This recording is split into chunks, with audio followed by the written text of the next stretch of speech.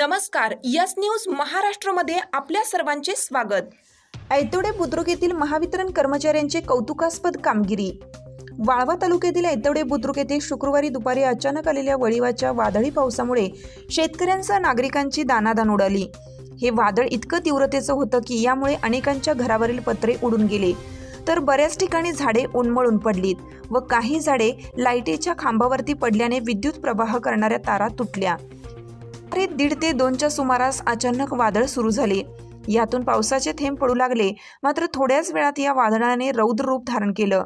पावसासह तुफान वादळी पाऊस सुरू झाला। यामध्ये ऐतवडे बुद्रुक गौतम नगर परिसरात मेन विद्युत पुरवठा करणाऱ्या तारा तुटून रस्त्यावरती पडल्या।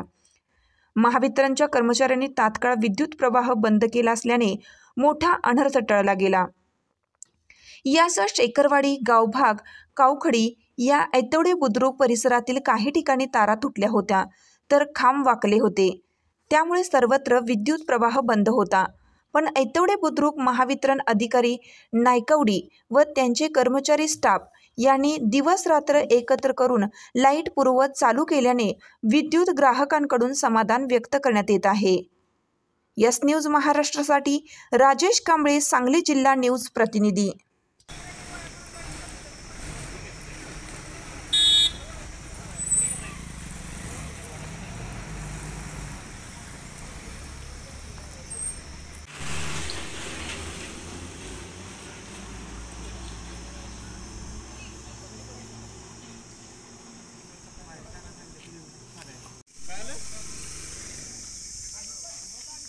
पर्याय सगळे मेन लाईन मध्ये डांब पडले, त्याला पर्याय नाही, काय तर ऍडजस्ट करा तुम्ही।